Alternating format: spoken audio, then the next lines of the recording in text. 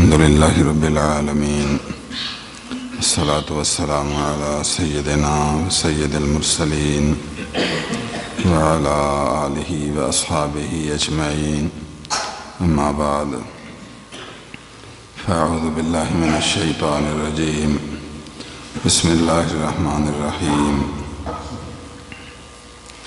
وَلْتَكُنْ مِنْكُمْ أُمَّةٌ يَدْعُونَ إِلَى الْخَيْرِ وَيَأْمُرُونَ بِالْمَعْرُوفِ وَيَنْهَوْنَ عَنِ الْمُنْكَرِ وَأُولَئِكَ هُمُ الْمُفْلِحُونَ.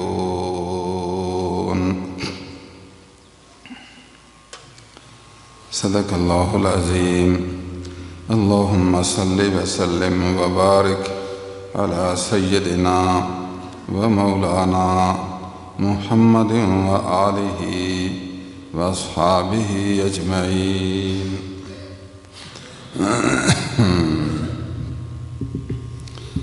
الله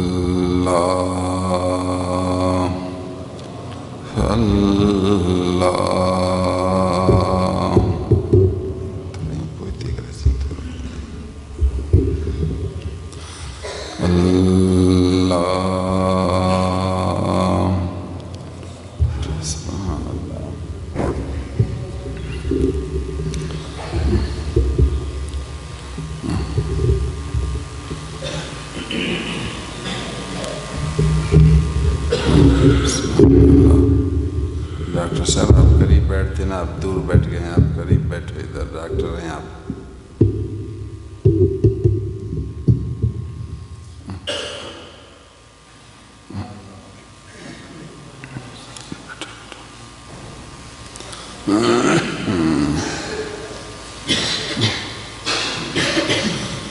حضور صلی اللہ علیہ وسلم نے ایک آدمی کی تعریف کی اور فرمایا ایک آدمی ہے اس پر اللہ عز و جل بہت راضی ہے.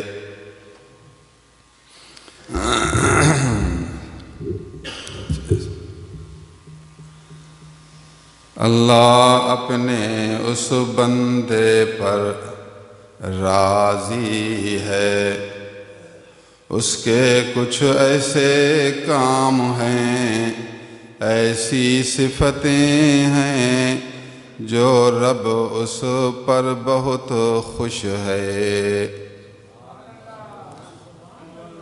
آپ جانتے ہیں میں اس آدمی کے بارے میں آپ کو بتاؤں؟ آپ چاہتے ہیں؟ اس کے کام ایسے ہیں جو رب اس بندے کو دیکھ کر حیران ہوتا ہے. اللہ حیران تو نہیں ہوتا، پر حضور نے سمجھا اس کا مطلب یہ کہ عجیب کام ہے. اس کے کام ایسے ہیں جو رب اس کو دیکھ کر عجب کرتا ہے. جو آدمی اعلیٰ درجے کا کام کرے اسے تو کمال ہے یار، کمال ہے، اس نے کیسی مسجد بنائی، واہ واہ ماشاءاللہ.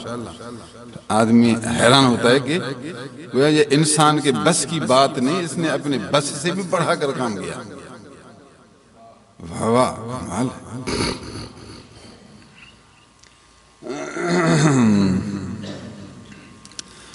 اللہ اپنے اس بندے پر بہت خوش ہوتا ہے، اس پر بہت راضی ہوتا ہے. فرشتوں کے سامنے اس پر فخر کرتا ہے. فرشتے دیکھو، بندے کو تو دیکھو، فرشتے اس کو تو دیکھو. جب آدمی کوئی اچھی چیز دیکھے بس ساتھیوں کے بعد آؤ آؤ یار دیکھو تو صحیح، آؤ دیکھو، سب کو بلاتا ہے. پھر مطلب یہ کہ یہ اچھی چیز ہے، مقصد یہ ہے کہ یہ بہت اچھی چیز ہے، پسندیدہ، محبوب، مرغوب.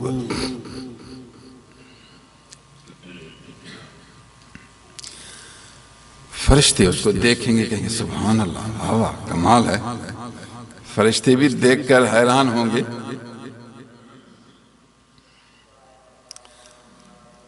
فرمائے گا قد غفرت لہو، فرشتے گواہ ہو جاؤ میں نے اس بندے کو پورا بخش دیا.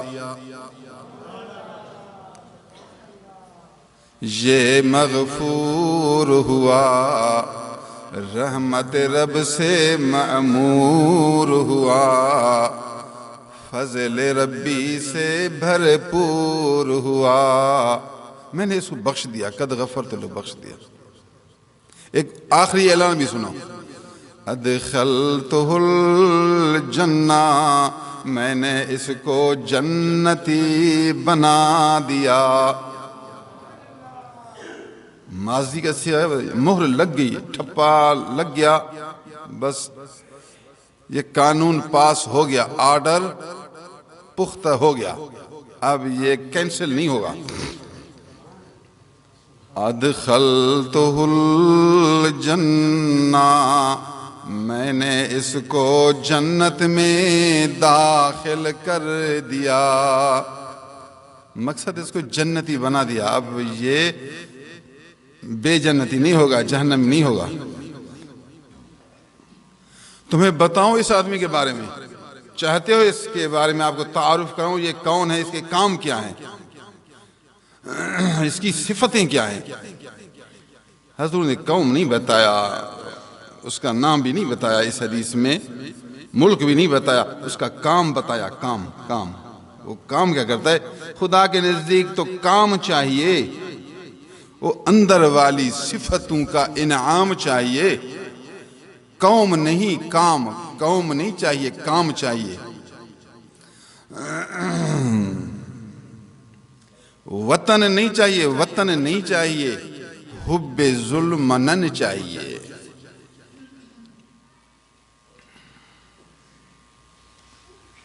ابھی سنیے وہ آدمی.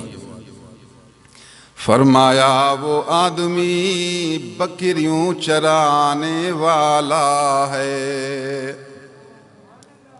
ایسا نہیں کہ صرف مسجد میں بیٹھنے والا نہیں، صرف مسجد والا نہیں ہے، مسجد میں بیٹھتا ہے لیکن حلال روزی کمانے والا ہے. وہ اپنے علاقے کے موافق، حالات کے موافق، اپنے زمانے کے حلال روزی کے مطابق وہ بکریاں چرانے والا ہے. راعی غنم، یہ حدیث ابو داؤد، نسائی، صحاح ستہ کی دونوں کتابوں میں موجود ہے. حدیث کی صحیح 6 مشہور کتابیں ہیں، ان 6 میں سے ایک ہے ابو داؤد، سنن ابی داؤد، اور دوسرا ہے سنن نسائی. ان دونوں میں حدیث موجود ہے. مسند امام احمد بن حنبل میں ہے، اور مشکاۃ شریف نے باب الاذان، کتاب الصلاۃ باب الاذان میں اس حدیث کو نقل کیا ہے. راعی غنم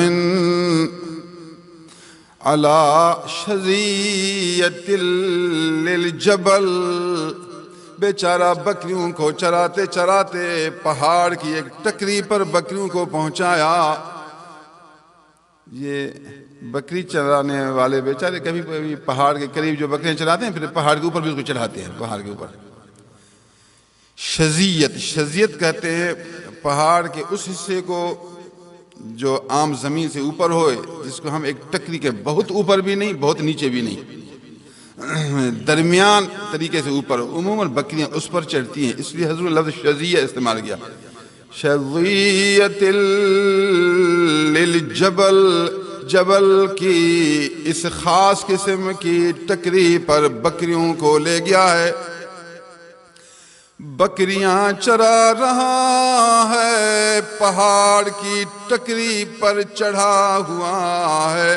جب نماز کا وقت آتا ہے تو پہاڑ کے اوپر کھڑے ہو کر اذان دیتا ہے، رب کا نام لیتا ہے، اپنے رب کو یاد کرتا ہے.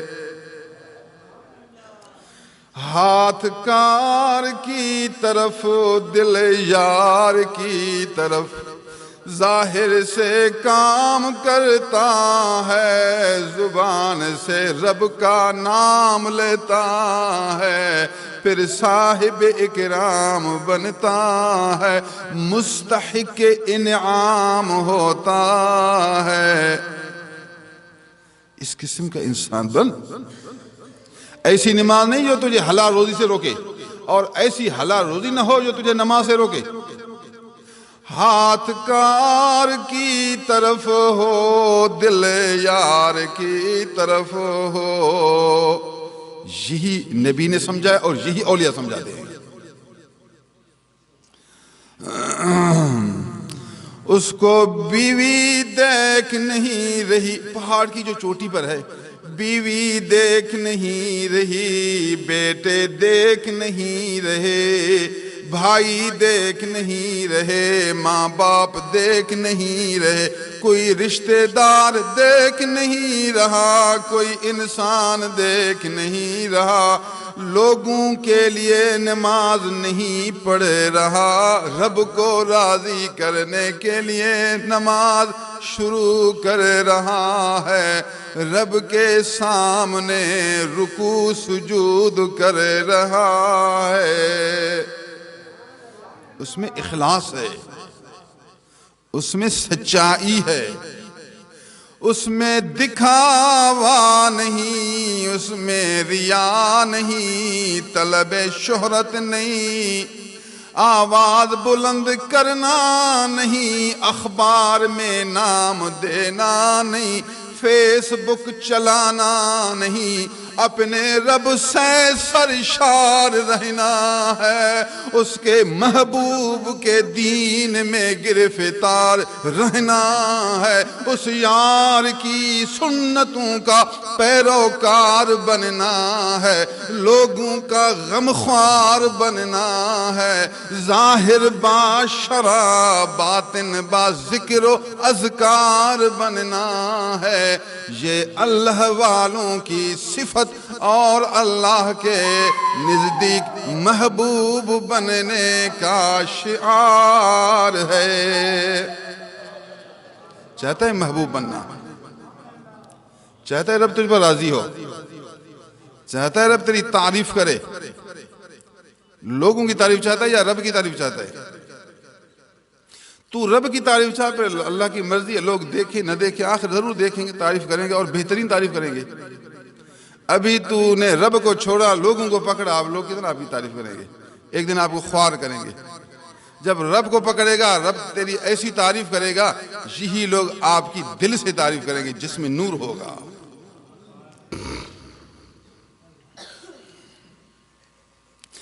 نماز کا وقت آیا ہے، پہاڑ کی چوٹی پر اذان دے رہا ہے، اذان کے بعد تکبیر بھی کہہ رہا ہے، دکھا رہا ہے کہ میں مسلمان ہوں، اور اسلام کا یہ طریقہ ہے کہ اذان، پھر تکبیر، پھر نماز، حلال روزی، اسلامی سارے کام میں کروں گا، شیطان جلتا رہے، شیطان کے یار جلتے رہیں، وہ ناراض ہوتے رہیں، رب راضی ہوتا جائے، اللہ کے نبی دے کر خوش ہوتے جائیں، اور فرشتے مجھے دعا دیتے رہیں، بس میں اس رب کی رضا میں ہوں، یہ اسلامی شعار ظاہر کرتا رہوں گا۔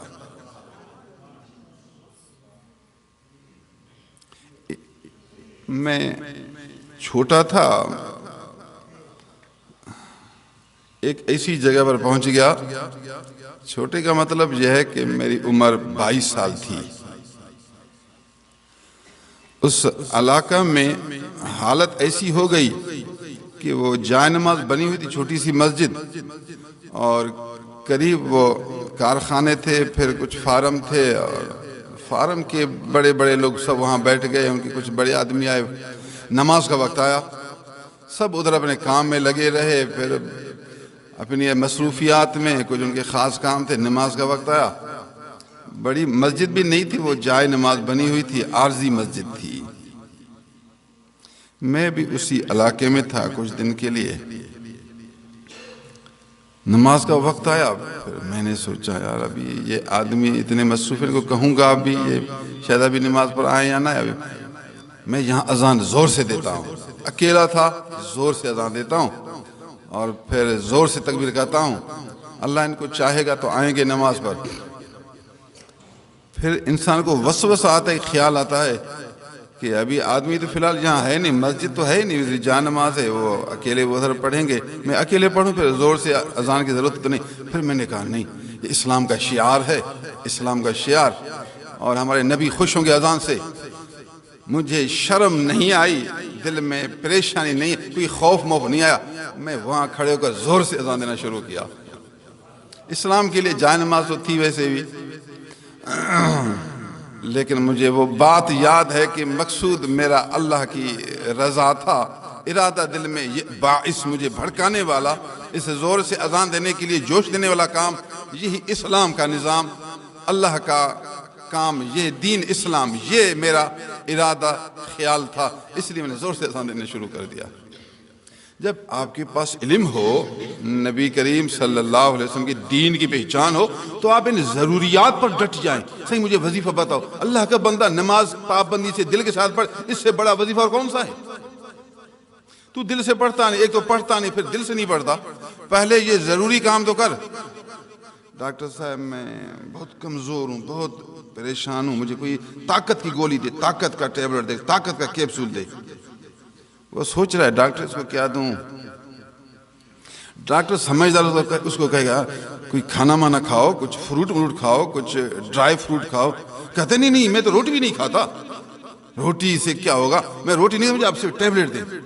ڈاکٹر حیران ہو گیا، روٹی تو کھا پھر ٹیبلٹ کھانا؟ کہتے نہیں روٹی میں نہیں کھاؤں گا، مجھے آپ بہترین ٹیبلٹ دیں۔ بے سمجھ، پہلے روٹی تو کھاؤ، روٹی کھاؤ، اس کے اوپر کچھ فروٹ بھی کھاؤ، اور نیند سے پہلے پھر یہ کیپسول کھاؤ، یہ وٹامن بی سی ڈی فلاں سب سے یہ ٹیبلٹ بھرا ہوا ہے، آپ نیند سے پہلے تھوڑا یہ کھا کر تھوڑا 10 منٹ چل کر پھر لیٹ جائیں، آپ کو طاقت۔ وہ کہتے ہیں میں روٹی کھاتا نہیں۔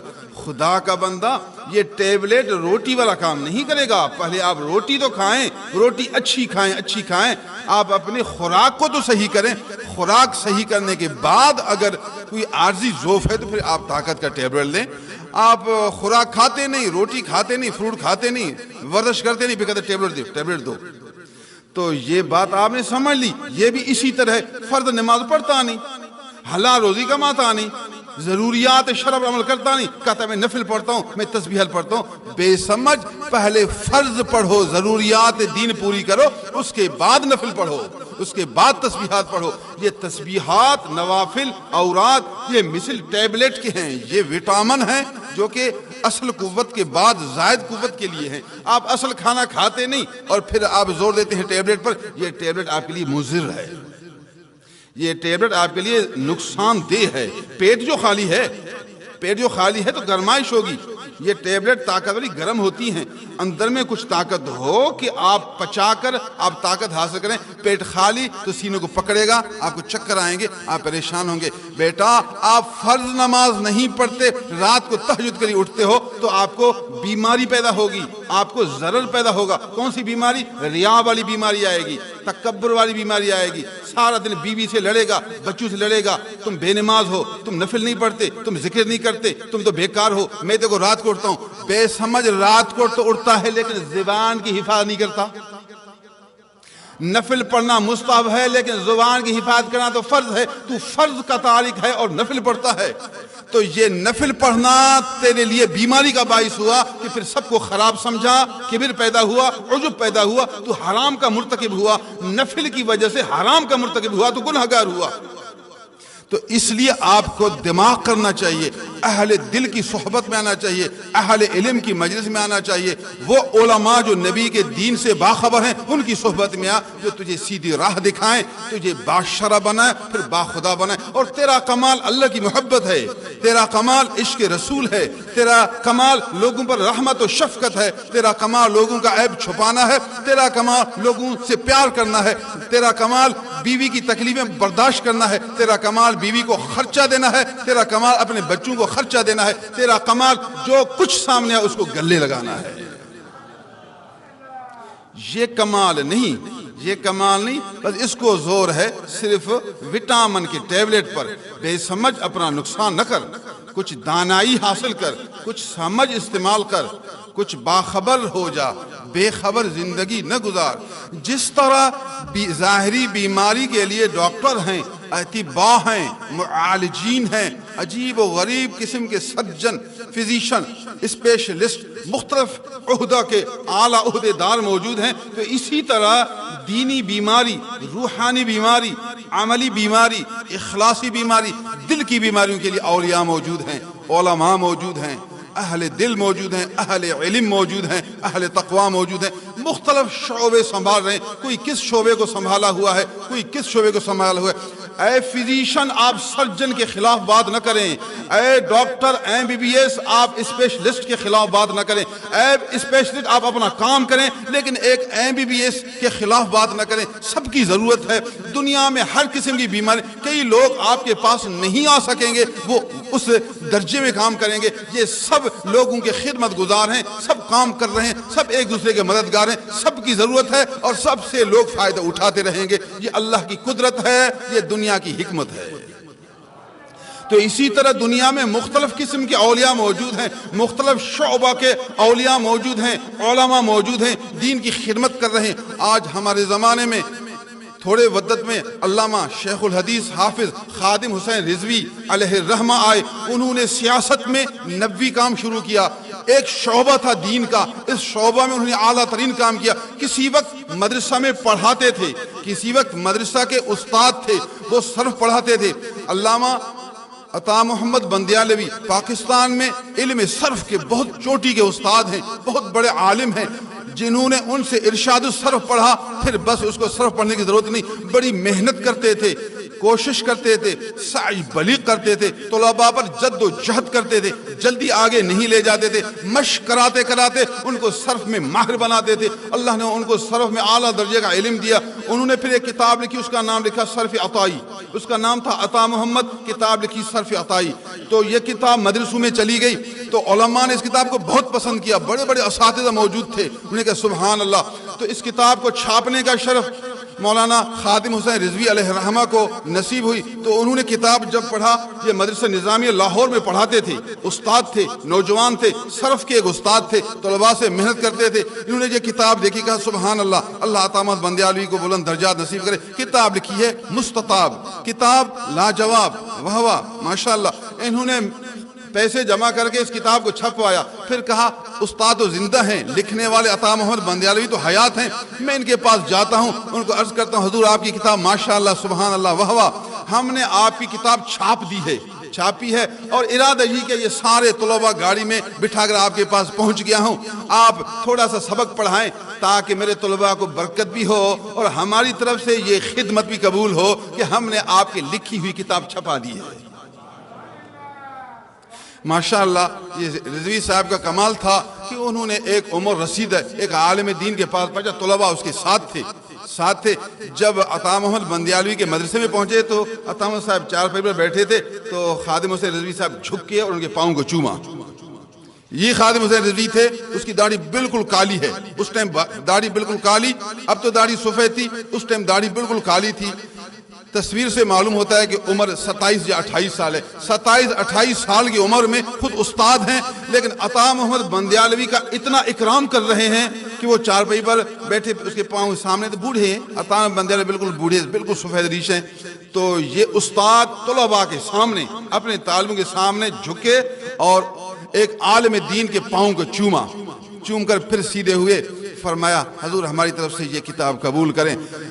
کسی وقت تو یہ مدرسے کے استاد تھے، صرف عطائی پڑھاتے تھے، پھر چلتے چلتے یہ فقیہ بن گئے، اس کے بعد پھر یہ شیخ الحدیث بن گئے۔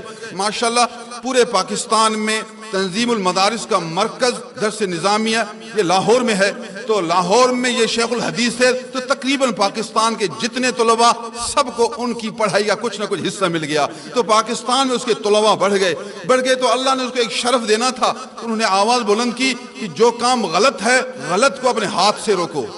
جب آپ کوئی کام خلاف شرع دیکھیں تو ہمارے نبی نے ہمیں یہی سمجھایا، من رأى منكم منكرا فليغيره بيده رواہ ابو داؤد رواہ ترمذی، جو آدمی تم میں سے کوئی برا کام دیکھے، عقیدے کا برا ہو، عمل کا برا ہو، صفت کا برا ہو، خلاف شرع ہو، خلاف حق کام ہو، اللہ نے اس کو طاقت دی ہے تو اپنے ہاتھ سے اس کو روکے، احتجاج کرے، ریلی نکالے۔ احتجاج کرنا ہاتھ سے روکنا ہے، ریلی نکالنا ہاتھ سے روکنا ہے۔ اے دانائی میں آپ بادشاہ کے پاس جائیں، صدر کے پاس جائیں، وزیر اعظم کے پاس جائیں، عہدیداران کے پاس جائیں کہ یہ کام غلط ہے، آپ اس کو ٹھیک کریں۔ اگر وہ ٹھیک نہیں کرتے تو اللہ نے آپ کو طاقت دی ہے تو آپ احتجاج کر سکتے ہیں۔ چونکہ حکومت کے قواعد کے موافق احتجاج حق ہے، ہم لڑتے تو نہیں، مقابلہ تو نہیں کرتے، احتجاج تو کر سکتے ہیں، ریلی تو نکال سکتے ہیں، تاکہ ان کے دل و دماغ میں یہ بات آ جائے کہ یہ بات غلط ہے۔ تو اللہ عز و جل نے ان کو توفیق دی شریعت کے موافق، رسول اللہ کے حکم کے موافق۔ حضور نے فرمایا من رعا منکم منکرا فلیغیرہ بیدہ، اپنے ہاتھ سے اس کو روکے۔ تو ہاتھ سے آپ کیسے روکیں گے؟ آپ روک رہے ہیں ہاتھ سے؟ نہیں روکتے تو آپ نبی کے بے فرمان ہیں۔ یا آپ کو نبی کے حدیث ترمذی کی سنا رہا ہوں، ترمذی شریف کی حدیث مبارک ہے، رسول اللہ نے فرمایا کہ منکر دیکھو ہاتھ سے روکو۔ گالی دینے کی ضرورت نہیں ہے، جھگڑنے کی ضرورت نہیں، آپ جا کر اس کو پکڑو، ہاتھ سے روکو، اس کو ہٹاؤ کہ یہ صحیح نہیں، ایسے مت کرو۔ ایک آدمی نشہ پی رہا ہے تو اسے نشہ چھینو، اس کے ہاتھ میں ستارہ دمبور بجا رہا ہے، شرعاً ممنوع ہے، آپ نے دیکھ لیا تو چھین لو۔ بیٹے کو دیکھا موبائل میں وہ گانا سن رہا ہے، غلط عورتیں دیکھ رہے ہیں تو موبائل اسے چھین لو۔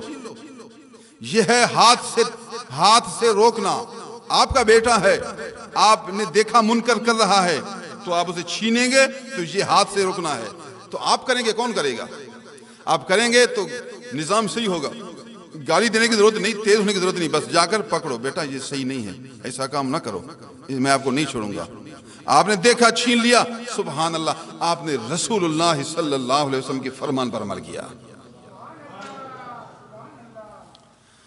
آگے فرمایا اگر تم میں سے کوئی آدمی ہاتھ سے روکنے کی طاقت نہ رکھے، اگر کسی کے ہاتھ کو آپ پکڑیں وہ آپ کو لڑے گا، مارے گا آپ کو، ایسے بہت واقعات ہوں گے۔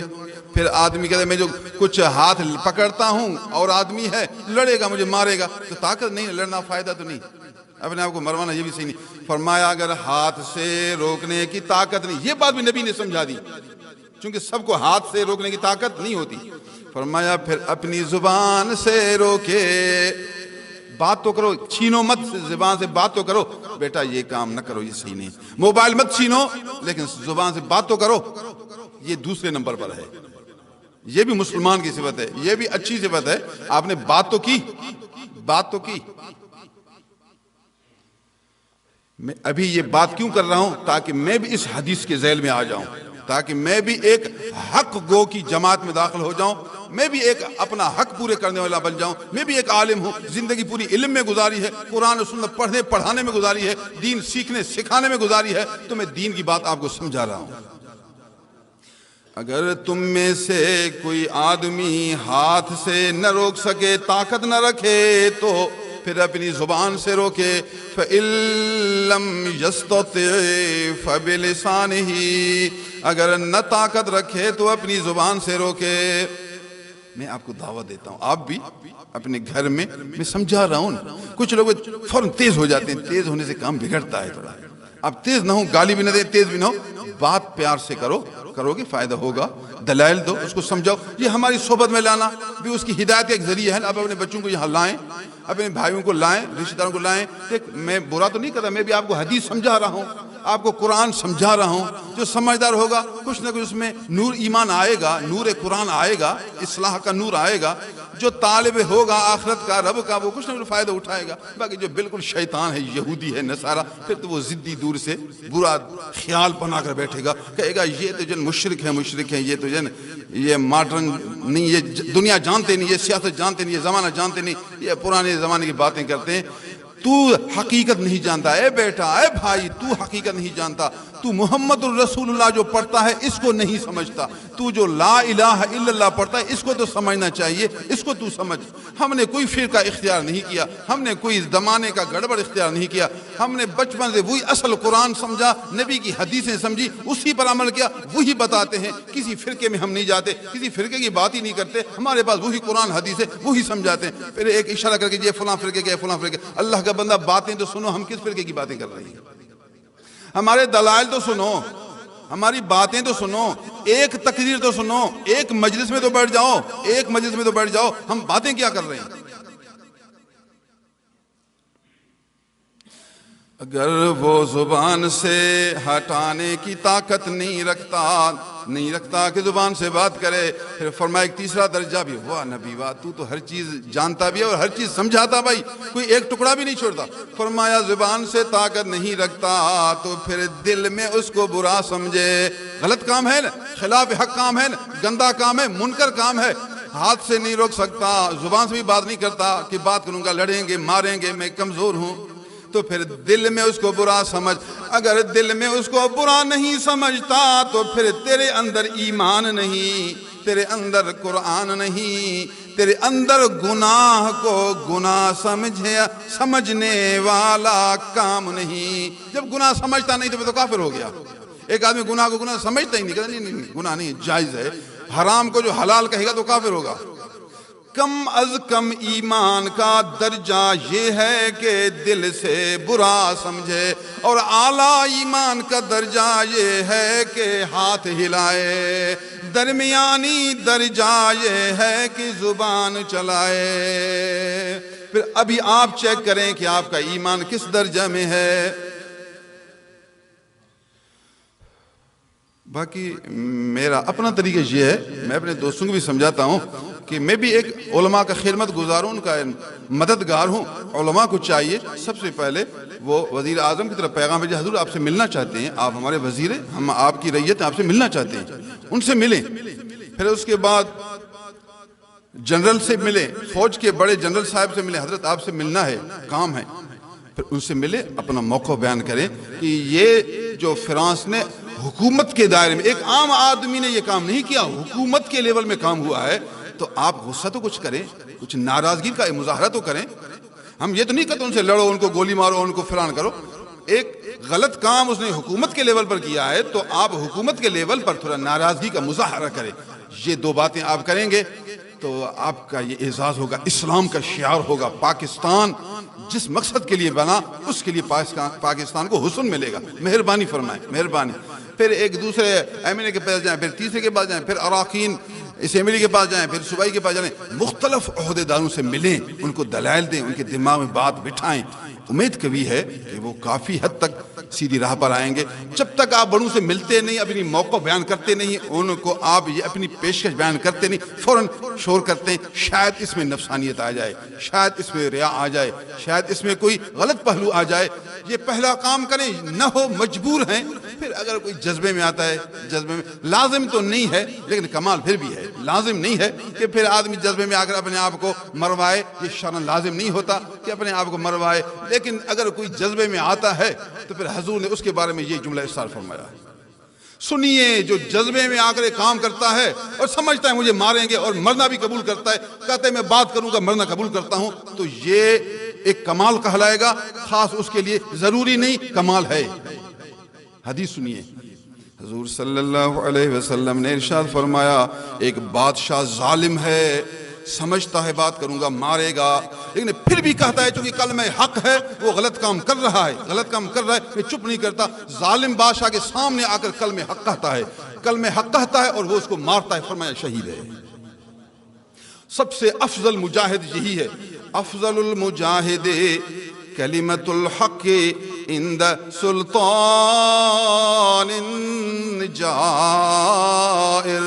محمد الرسول اللہ کی بات تجھے سنا رہا ہوں، ہے تجھے نبی سے محبت، ہے تو سنت کا طلبگار، ہے کوئی حدیث کو سمجھنے والا، میں حدیث تجھے سنا رہا ہوں، رسول اللہ صلی اللہ علیہ وسلم کے عربی لفظ پڑھ رہا ہوں۔ حضور نے فرمایا افضل الجہاد، اعلیٰ درجہ کا جہاد یہ ہے کہ ظالم بادشاہ کے سامنے بھی کلمہ حق بتا کر دکھائے، کلمہ حق بیان کرے، وہ ظالم اس کو مار ڈالے، سب سے بڑا شہید ہوگا۔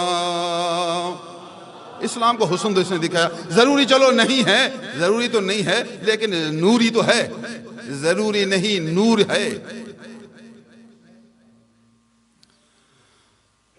میں یہ عرض کر رہا تھا، اللہ نے دنیا میں اپنے بندے مختلف شعبوں کے بنائے۔ ڈاکٹر کے مختلف شعبے ہیں، ڈاکٹر مختلف شعبے ہیں، کوئی کسی کو برا نہیں کہتا، ہر ایک اپنا کام کرتا ہے، سب کی ضرورت ہے، سب کی ضرورت ہے۔ اس طرح یہ دنیا کا نظام چلتا ہے تو دین کا نظام بھی اس طرح چلتا ہے، سب کی ضرورت ہے۔ مختلف شعبوں کے لوگ بیٹھے ہیں دنیا میں، علماء بیٹھے ہیں، اولیاء بیٹھے ہیں، نبی کے عشاق بیٹھے ہیں، دین کے خدمت گزار اصحاب دل بیٹھے ہیں، اصحاب کشف بیٹھے ہیں، زندہ دل بیٹھے ہیں، حقائق شناس بیٹھے ہیں، اور خدا کی یہ تقدیر دیکھنے والے، حکمت دیکھنے والے، خدا کے یہ کمالات دیکھنے والے، اس کے محبوب کے دین کے یہ کرامات دیکھنے والے دنیا میں موجود ہیں۔ اللہ کی شان ہے، اپنے جس بندے کو جس کام کے لیے چنے، اس سے وہی کام لے کر اپنے محبوب کے دین کو چمکاتا ہے۔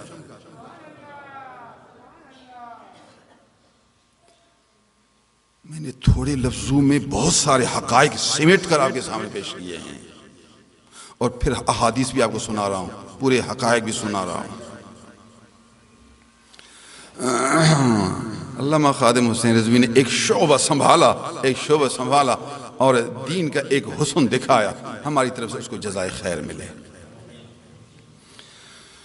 ہم نے بھی ایک شعبہ سنبھالا ہے، یہ بھی میرا ایک شعبہ ہے جو میں سنبھال رہا ہوں۔ 12 دن تبلیغ کرتا رہا، ماشاءاللہ گیا تو جو ہم نے باغ میں میوے رکھے تھے ان کے پھل دیکھے، جو باغ ہم نے بیج ڈالا پھر اس کو پانی دیتے رہے، سالانہ اجتماع میں 3 دن میں کام کرتا رہا، سمجھاتا رہا، یا ہر روز، ہر ہفتہ، ہر مہینہ میں دین کا کام کر رہا ہوں، تو اس باغ کے بیج میں ڈال رہا ہوں اور اس کو پانی بھی دے رہا ہوں۔ پانی دینے کے بعد پھر وہ اس کے بیل اوپر اٹھتے ہیں، پھر اس کے پھل نکلتے ہیں، تو مالک کا جی خوش ہوتا ہے جب باغ کو سرسبز، شاداب، پرآب، مستطاب دیکھ کر، میووں سے بھرا ہوا اور فروٹ سے لدا ہوا دیکھ کر وہ خوش ہوتا ہے۔ تو الحمدللہ میں بھی اپنے اس باغ کے فروٹ کو دیکھ کر خوش ہوتا ہوں کہ ماشاءاللہ جس درجے میں ہوں، جس شعبہ میں ہوں، کام تو کر رہا ہوں، اگرچہ ہم چھوٹے ہیں، ہم ناقص ہیں، نبی کے کسی نہ کسی کام کے لیے ہمیں چنا گیا ہے۔ یار ہماری بھی ایک چھوٹی سی کلینک ہے، ہم بھی بیٹھ کر غریبوں کے بیماری کی دوا کر رہے ہیں۔ میرے محبوب یہی غریب ڈاکٹر صاحب غریبوں کو دیکھتا ہے، وہ یہ غریب کو برا نہیں کہتا، غریب تو کیوں آیا، زیادہ یہ غریبی ڈاکٹر کے پاس آتا ہے، او ڈاکٹر تیرے پاس یہی غریب زیادہ آئیں گے اور یہی تجھے فائدہ دیں گے، غریب تجھے پیسے دیں گے، غریبوں سے آپ کمائیں گے، یہی غریب تیرے محبوب ہیں۔ تو جس طرح ڈاکٹروں کے پیارے یہی غریب ہیں، تو اولیاء اللہ کے پیارے بھی یہی غریب ہوتے ہیں۔ میرے محبوب یہی غریب ہیں، یہ مسکین میرے پیارے۔ میں دنیا داروں کو نہیں چاہتا، میں دنیا نہیں چاہتا، میں مال نہیں چاہتا، جس کو رب چاہے آئے۔ تعلیم تو سب کے لیے ہے، تربیت تو سب کے لیے ہے، لیکن وہ جو تکبر کرے گا وہ کہاں آئے گا؟ جو صرف پیسوں کا لالچی ہے، ایسا پیر دکھاؤ جو پیسہ، ویسے کہتا ہے یار پیر تو رہے بھی نہیں، پیر تو رہے بھی نہیں، بزرگ تو ہیں بھی نہیں، عالم تو دنیا میں ہیں بھی نہیں، کوئی عالم ہو تو ہم جائیں۔ پھر اگر کوئی دے کہتے ہیں ہمیں جو نا ایسی دعا کرے جو ہماری بیماری جائے، ایسی دعا کرے جو پیسہ بڑھے۔ خدا کا بندہ ادھر کہتا ہے کہ کوئی محقق ملے، اور پھر کوئی محقق ملتا ہے کہتا ہے ایسا پیر ملے جو ہمیں دعا دے، پیسہ ملے اور دنیا کے کام بن جائے۔ پیر کا کام تیرا دل بنانا ہے، پیر کا کام تیرے دل کی بیماری کو ہٹانا ہے، تجھے سمجھانا ہے، تیری سوچ کو ٹھیک کرنا ہے، تیرے دماغ کو ٹھیک کرنا ہے، تیری فکر کا علاج کرنا ہے، تیری صفتوں کو بنانا ہے، تیرے عملوں کو بنانا ہے، تیرے ایمان کو روشن کرنا ہے، تجھے رب سے ملانا ہے۔ یہ تو یہ بزرگ کا کام ہے، یہ تو پیر کا کام ہے۔ تو نے سوچائی غلط، سمجھائی غلط، کسوٹی بھی غلط بنائی، پرکھنے کا آلہ بھی غلط بنایا۔ جب پرکھنے کا آلہ ہی غلط ہے تو پھر کیسے نتیجہ صحیح آئے گا؟ صحیح نہیں آئے گا نتیجہ تیرا۔ تھرمامیٹر ایسا بنایا جو غلط ہے، بس تھرمامیٹر ہی جب غلط ہے تو پھر تو کیسے بخار کا صحیح ٹمپریچر پہچانے گا؟ کم از کم تھرمامیٹر تو صحیح رکھ۔ بلڈ پریشر کی مشینیں چیک کرنے کی آئی ہیں، کہتے ہیں یہ مشین خراب ہے، یہ مشین جو ہے نا پتہ نہیں تھوڑے نمبروں کو زیادہ بتاتا۔ کئی لوگوں نے کہا کہ یہ پتہ نہیں اس مشین کو کیا ہے، میں نے اس مشین سے چیک کیا، اس نے تھوڑا بتایا، اس نے بتایا 120 ہے اور اس نے بتایا 400، پتہ نہیں اس کو کیا ہے۔ بابا جب تیری مشین ہی خراب ہے تو نتیجہ کیسے صحیح آئے گا؟ جب تیرا پیر عالم نہیں، جب قرآن و سنت سے باخبر نہیں، تو تجھے سیدھی راہ دکھائے گا کیسے؟ پہلے وہ تو سیدھی راہ جانے، پھر سیدھی راہ پر چلے، پھر تیری رہبری کرے۔ اللہ سبحان اللہ العظیم و بحمدہ۔ میں آپ کو حدیث سنا رہا تھا، حضور صلی اللہ علیہ وسلم نے ارشاد فرمایا، ایک آدمی ہے اللہ اس پر بہت راضی ہے، رب اس پر بہت خوش رہتا ہے اور عجب کرتا ہے، فرشتوں کو دکھاتا ہے، اس کی بخشش کا اعلان کرتا ہے، اس کو جنتی ثبت کرتا ہے۔ جانتے ہو کون ہے؟ فرمایا وہ ہے جو حلال روزی کماتا ہے۔ ہمارے مشائخ نقشبندی میں وہی صحابہ والا طریقہ، وہ فقیر حلال روزی کماؤ، فقیر کام کرتے ہیں تو سمجھا کام کرو، اپنا حلال روزی کماؤ، فقیر حلال روزی کماؤ، حلال روزی میں محنت کرو، نفس کا حق ہے، بیوی کا حق ہے، بچوں کا حق ہے، جو بچے غریبوں کا حق ہے، اللہ کے دین کے خدمت گزاروں کا حق ہے۔ حلال روزی کمانا عبادت ہے۔ حلال روزی نہیں کمائے گا پھر چندہ کرے گا گناہ، چوری کرے گا گناہ، ٹھگی کرے گا گناہ، چھینے گا گناہ، حربہ کرے گا پریشان کرے گا۔ تو حلال روزی کمائے گا تو دین کا ایک شعبہ اس نے سنبھال لیا ہے۔ نبیوں کا کام حلال روزی کمانا، صحابہ کا کام حلال روزی کمانا، ائمہ کرام کا کام حلال روزی کمانا، اولیاء اعظام کا کام حلال روزی کمانا۔ الحمدللہ جس کو اللہ نے صحیح علم دیا اس کا کام بھی حلال روزی کمانا ہے۔ پھر رنگ مختلف ہوتے ہیں، جس بھی رنگ سے ہو بہرحال حلال روزی کا انتظام تو ضرور کرتے ہیں۔ نمبر 2 اللہ کا ذکر کرنا ہے، با خدا رہنا ہے۔ ذکر کا ایک بڑا اہم کام نماز کا پابند رہنا ہے۔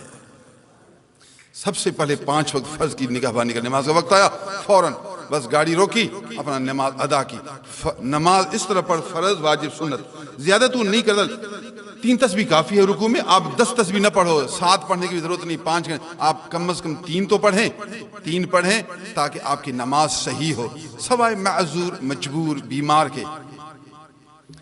فرض نماز اچھی طرح ادا کریں، نماز کے بعد پھر اپنے حلال روزی میں جائیں، اور اخلاق اپنے اچھی بنیں، اخلاق اچھی، اپنی صفتیں اچھی، تواضع ہو، صبر ہو، شکر ہو، مسکراہٹ ہو، عیب چھپانا ہو، درگزر کرنا ہو، بخشنا ہو، دل میں نہ رکھنا ہو، معاف کرنا ہو، غمگینوں سے غمخواری کرنا ہو، کسی کامل پیر سے نسبت پکا رکھنا ہو۔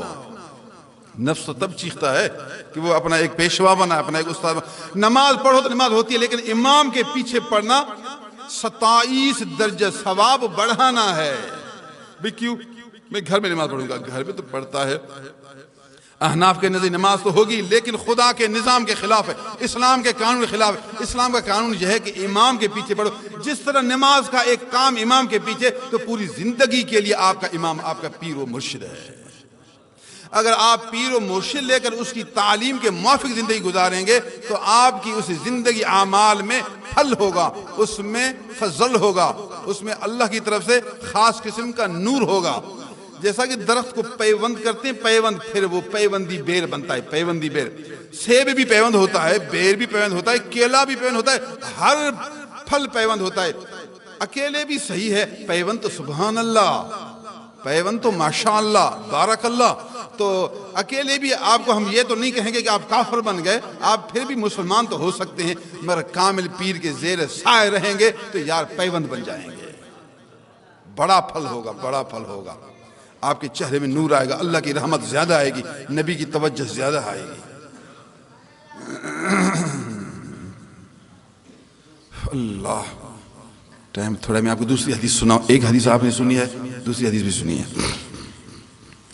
حضور صلی اللہ علیہ وسلم نے ارشاد فرمایا، اے صحابیو سنو، صحابہ کے بعد دور تابعین کا آئے گا، سب تابعین میں اچھے سے اچھا تابعی وہ ہے جس کا نام اویس بن عامر کرنی ہے۔ مسلم شریف کی حدیث ہے، مسلم کی حدیث سنا رہا ہوں، آپ کے نبی کی بات تجھے سنا رہے ہیں۔ حضور سرتاپا نور صلی اللہ علیہ وسلم نے ارشاد فرمایا، اے صحابیو سنو، ان خیر التابعین رجل یقال له اویس بن عامر القرنی المرادی۔ سب تابعین سے اچھا تابعی وہ ہے، اچھے سے اچھا تابعی وہ ہے، وہ مرد ہے جس کا نام اویس بن عامر ہے۔ حضور نے تعریف تابعین میں سب سے اچھا ہے، کمال ہے۔ صحابہ کے بعد تابعین میں علماء، اولیاء، بہت سے اکابرین، حضور نے اپنی زندگی میں اعلان فرما دیا، فرمایا سب تابعین میں اچھے سے اچھا وہ ہے جس کا نام اویس ہے۔ معلوم ہوا اویس صحبت میں آئے بھی نہیں ہیں، یمن میں، یہ تو مکہ ہے، مدینہ ہے، سعودیہ ہے، وہ ملکی علیحدہ یمن۔ حضور مدینے میں بیٹھ کر یمن کی باتیں سناتے ہیں۔ عاشق جہاں بھی ہو یار اپنے دل کی آنکھوں سے دیکھتے بھی ہیں اور اس کے دل کے حال کو بھی جانتے ہیں، اس کے قرب خداوند تعالیٰ کو بھی دیکھتے ہیں اور اس کی ولایت کے مقام کو بھی دیکھتے ہیں۔ اس لیے تو فرمایا خیر و تابعین۔ بھائی کیوں اویس کو یہ مقام کیوں ملا، یہ بتاؤ۔ اویس کو جو یہ مقام ملا کیوں؟ پٹھان تھے، سندھی تھے، بلوچ تھے، پاکستانی تھے، یمنی تھے، ملک کی وجہ سے، قوم کی وجہ سے کیوں؟ نہ ملک ہے نہ قوم ہے، کچھ بھی نہیں، ان کی عمل اور ان کی صفتوں کی وجہ سے مقام ملا ہے۔ اویس کو جو یہ مقام ملا کیوں ملا؟ اس کے عمل اور صفتوں کی وجہ سے ملا، اور حضور نے خود اس کے عمل اور صفتوں کو بیان کیا، خود فرمایا۔ اللہ سبحان اللہ، روایتوں میں ہے اویس بن عامر رضی اللہ تعالیٰ عنہ علیہ الرحمہ اونٹ چراتے تھے۔ واہ اویس واہ، اونٹ چراتے تھے، یہ حلال روزی کماتے تھے، جنگل میں اللہ اللہ کرتے تھے، اونٹ چرا کر گھر کا خرچہ بناتے تھے۔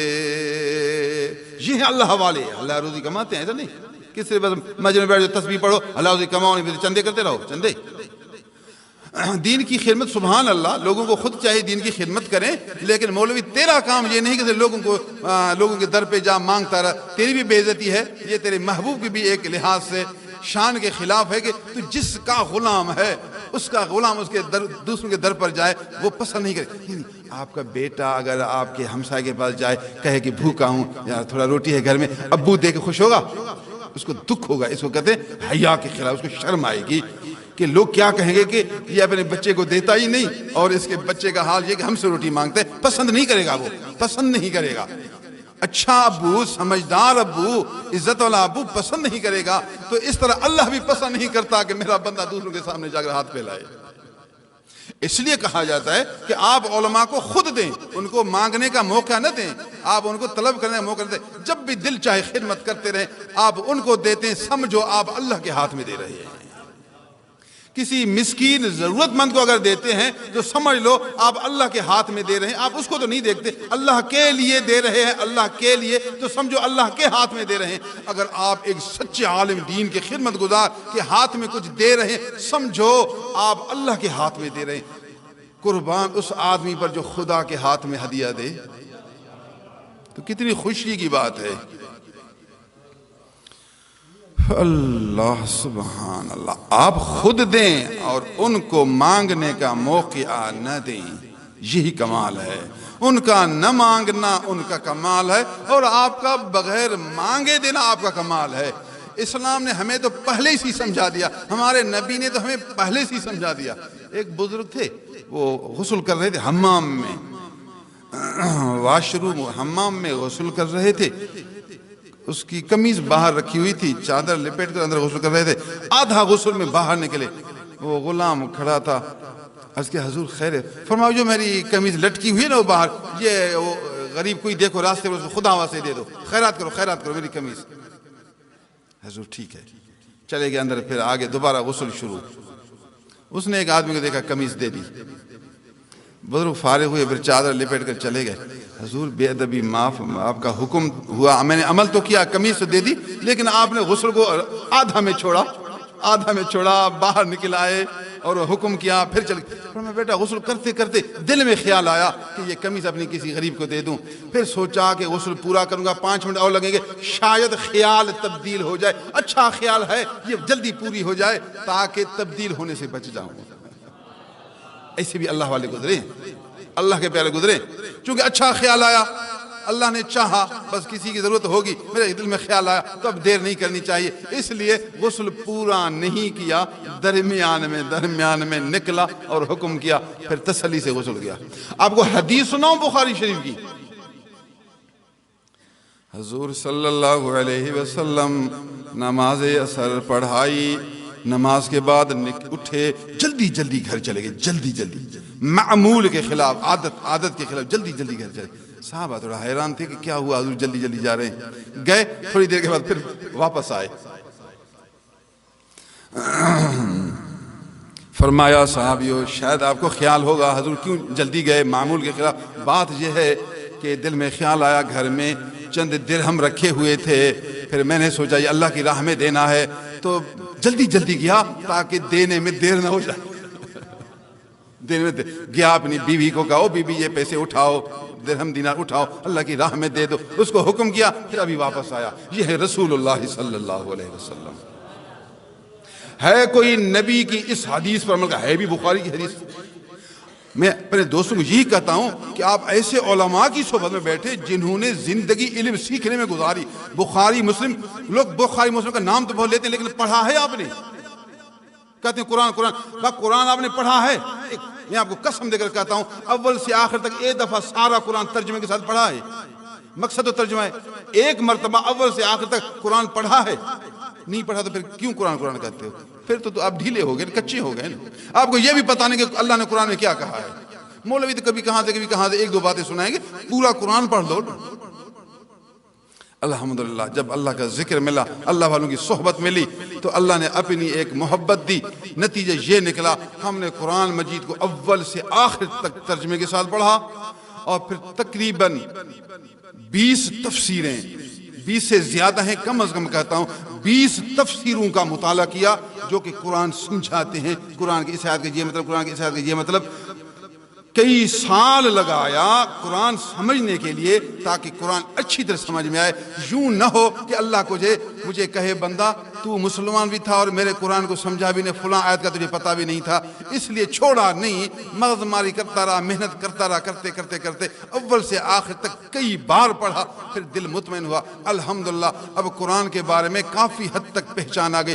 ہے کوئی ایسا آدمی جو قرآن کے بارے میں پوچھے اور ہم اس کو سمجھائیں؟ اب یہ ہمارا کام ہے۔ تو یہ قرآن کی کسی آیت کا پتہ نہیں نا، بس پوچھو ہم آپ کو بتائیں۔ بڑا جو ڈاکٹر ہوگا نا وہ یہی اعلان دے گا، آپ کو کسی دوا کے بارے میں یا کسی اس کے اندر جو مرکبات ہیں ان کے بارے میں پوچھنا ہے، حقائق کے بارے میں پوچھنا ہے، تو ہم نے بڑی محنت کی ہے، ہم نے بہت زیادہ مطالعہ کیا ہے اور پریکٹس کی ہے، تو آپ ہم سے پوچھیں تو ہمارا دعویٰ یہ ہے ہم نے قرآن سیکھا، اس کے بعد پھر ہم نے حدیث کا مطالعہ کیا۔ مشکوٰۃ شریف کو اول سے آخر تک ایک حدیث بھی نہیں چھوڑی، پورا حاشیہ مطالعہ کیا، اور سب سے بڑی بات اس کی شرح ہے مرآت المناجی، اردو میں سمجھ آتا شاید اب تک نہیں ہوں، کسی کا ترجمہ صحیح نہ جانوں، ایک اردو کا بھی مطالعہ کرنا چاہیے، عربی بھی پڑھوں اور اردو بھی۔ تو مشکوٰۃ شریف کا اردو میں ترجمہ بمع شرح وہ ہے مرآت المناجی، ترجمہ اردو مشکوٰۃ المصابیح۔ تو میں نے اس کا بھی مطالعہ کیا تاکہ مجھے اردو میں بھی حدیث کے بارے میں مہارت آ جائے۔ باقی مرقات مختلف جگہوں سے، اشعۃ اللمعات مختلف جگہوں سے، مظاہر حق مختلف جگہوں سے، ان سب کو مختلف جگہوں سے مطالعہ کرتا رہا۔ لیکن اس کے بعد پھر بڑا کام یہ تھا، میں نے کہا جب تک میں حدیث یاد نہیں کروں گا تو میں لوگوں کی صحیح رہنمائی نہ کر سکوں گا، لوگوں کی خدمت نہیں کر سکوں گا۔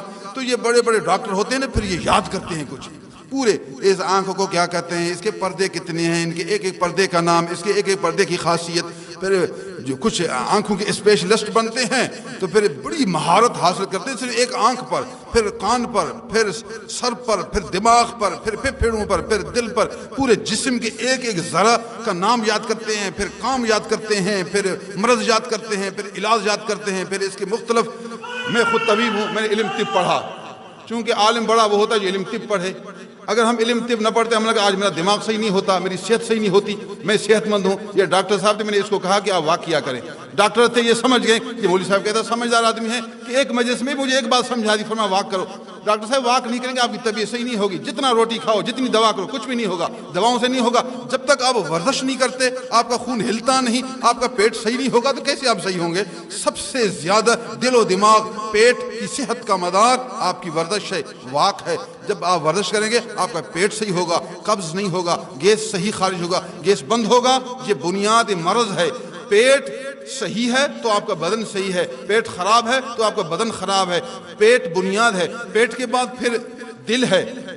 پیٹ سے ہی، چونکہ مادہ تو پیٹ ہے، پیٹ سے پھر دل کو خوراک ملتی ہے، پھر آپ کے دل کا نظام صحیح ہے تو آپ کا سارا دماغ صحیح ہے، بدن صحیح ہے۔ جب دل کی رگوں کا نظام صحیح نہیں، دل میں رگیں ہوتی ہیں، جو رگیں ہوتی ہیں، اس تمام رگوں میں خون صحیح طریقہ سے دورہ کرے، یہ صحیح دورہ کرے گا۔ آپ ہلیں گے تو دورہ کرے گا، آپ ہلیں گے نہیں تو کہاں سے دورہ کرے گا؟ آپ بچپن سے عادت بنائیں، روزانہ آپ تیز ہلیں کہ آپ کو پسینہ آئے، انشاءاللہ آپ سٹ ہوں گے، سٹ ٹک پک۔ پھر نبی کے عاشق بنے، نبی کے عاشق بنے، نبی کے دین کے آپ چرواہا بنے، قرآن و سنت کے خادم بنے اور سب کے غمخوار بنے۔ جو سامنے اس سے آپ مسکراتے رہیں، سب کو پیار سے اچھی باتیں سناتے رہیں، حلال روزی کماتے رہیں گے، دین سیکھ کر عمل کرتے رہیں گے، پھر لوگوں کو سکھاتے رہیں گے، آپ ولی اللہ بنیں گے۔ میں آپ کو دین بھی سکھا رہا ہوں، آپ کو دنیا بھی سکھا رہا ہوں، یہ ہمارا فریضہ ہے، یہ ہماری ذمہ داری ہے کہ ہم آپ کو دونوں باتیں، زندگی گزارنے کا مکمل طریقہ سکھانا۔ کئی لوگ ڈرتے کہتے نہیں ادھر نہ جاؤ، ان بیچاروں کو پتہ نہیں کہ یہ کیا بول، کوئی کہتا ہے یہ وہابی ہوگا، کوئی کہتا ہے اہل حدیث ہوگا، کوئی کہتا ہے کیا ہوگا۔ پر تجھے کیا ہے؟ میری باتیں سن کے میں تجھے کیا سمجھا رہا ہوں، یہاں تو آئے گا تیرا گھر بسے گا، تیری بیوی بچے گی، تیرے بچے سدھریں گے، تیرا گھر بنے گا۔ میں انگریزی پڑھنے سے نہیں روکتا، میں خود انگریزی پڑھتا ہوں، میں اپنے بچوں کو کہتا ہوں انگریزی پڑھو، یہ تو ایک ہنر ہے، یہ تو ایک فن ہے، یہ تو کاروبار کا ایک طریقہ ہے۔ پہلے پیر کامل لو، نماز کے پابند بنو، انگریزی پڑھتے رہو، آپ لیکچرار بنو، آپ پروفیسر بنو، آپ اعلیٰ درجے کے ڈگری لینے والے بنو، دنیا کا کام بھی سنبھالتے رہو، نبی کے دین کی خدمت بھی کرتے رہو۔ میں کیوں آپ کو غلط بات سمجھاؤں گا؟ کیوں آپ کو میں غلط گائیڈ کروں گا؟ غلط گائیڈ نہیں کروں گا، میں آپ کو سیدھی گائیڈ کروں گا۔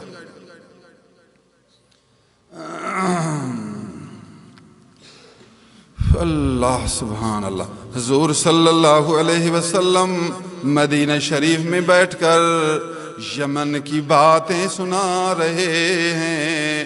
یہ آپ کے دل کی کشادگی ہے، آپ کے دل کی فراست ہے، دل کی نورانیت ہے، علامت نبوت ہے، نور رسالت ہے۔ بیٹھے کہاں ہیں؟ اب کہاں کی باتیں سنا رہے ہیں؟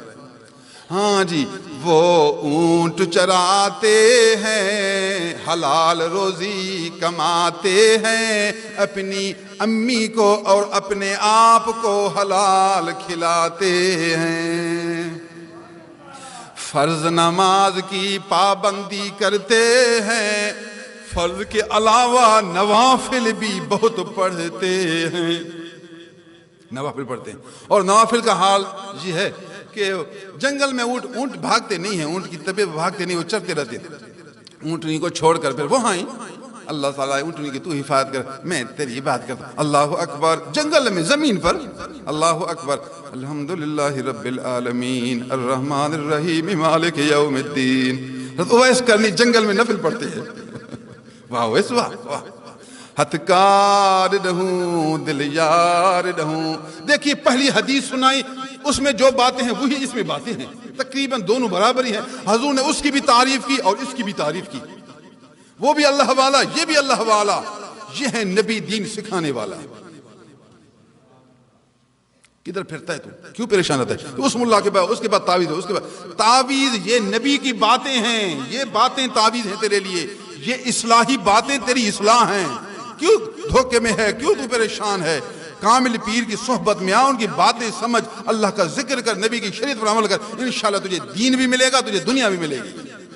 اگر نہیں، نہ ادھر کا رہا نہ ادھر کا رہا، نہ خدا ہی ملا نہ وصال صنم، نہ دین ملا نہ دنیا ملی۔ بگاڑے دین کو ہم نے کہیں دنیا ہی بن جائے، نہ دی ہی ہاتھ میں آیا نہ دنیا کے مزے پائے۔ اللہ حضور نے فرمایا اس کی امی ہے، امی کی خدمت بہت کرتا ہے، اس کو خوش رکھتا ہے ابو اس کرنی، اور اس کی اطاعت بھی کرتا ہے، امی جو کہتا ہے ویسے کرتا ہے، امی کی اطاعت کرتا ہے۔ امی بوڑھی ہے، اس کو کھانا کھلانا اللہ والوں کا کام ہے۔ کئی نوجوان بچے ہیں امی بیچارے کو روٹی بھی نہیں دیتے، بے سمجھ بے وقوف، تجھے کیا ہے؟ بیوی کو روٹی دیتا، امی کو روٹی نہیں دیتا، امی کو روٹی بھی نہیں دیتا۔ امی کیا چاہتی ہے؟ روٹی کپڑا گھر چاہتی ہے، کیا چاہتی ہے؟ ایک کمرہ امی کے حوالے کرو، روٹی ٹائم پر دو، کپڑا دو، بس اور کچھ نہیں چاہتی۔ یہ کام ضروری ہے، اگر آپ یہ کام نہیں کرتے تو فاسق ہیں۔